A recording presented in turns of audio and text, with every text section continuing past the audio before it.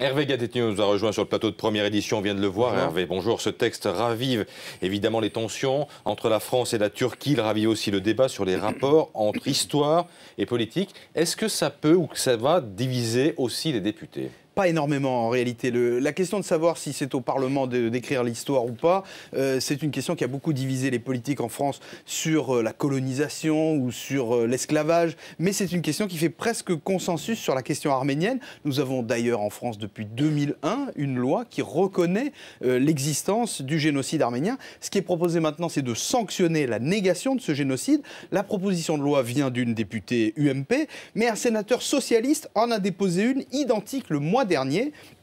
Donc tous les groupes parlementaires y sont à peu près favorables. C'est l'harmonie sur l'Arménie en quelque sorte, à part quelques personnalités qui ont annoncé leur intention de s'abstenir. On peut citer Bernard Accoyer, le président de l'Assemblée, Gérard Larcher, l'ancien président du Sénat, ou Axel Poniatowski, le président de la Commission des Affaires étrangères de l'Assemblée. Alors à 4 mois de la présidentielle, les autorités turques dénoncent l'objectif électoraliste de cette proposition de loi. Est-ce qu'elles ont raison ? Oui, ça ne fait aucun doute. Cette unanimité n'existerait pas s'il n'y avait pas en France plus de 500 000 citoyens d'origine arménienne, autrement dit, beaucoup d'électeurs. Est-ce que pour autant on peut parler d'un vote arménien en France ? Ça n'est pas certain, mais personne ne veut prendre le risque de s'aliéner une communauté aussi importante, qui est la 4e communauté arménienne au monde.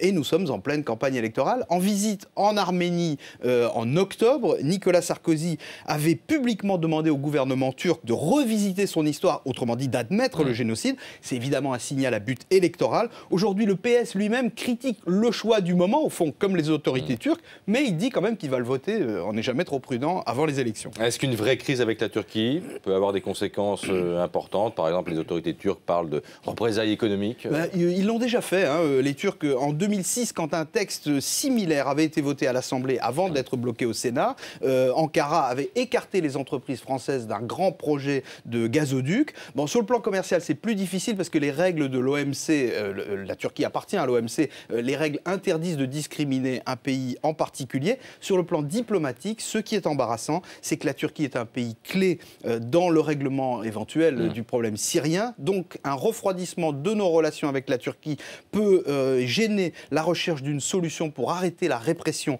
à Damas. C'est ce qu'a plaidé Alain Juppé à l'Élysée, visiblement sans succès. On dit d'ailleurs que le ministre des Affaires étrangères pourrait bouder la séance à l'Assemblée. On verra si sa place est vide ou non sur le banc du gouvernement. Eh bien, on en déduira que Alain Juppé est rentré dans le rang ou sorti de ses gonds. On verra. C'était Hervé Gattegno. À demain, Hervé, le showbiz.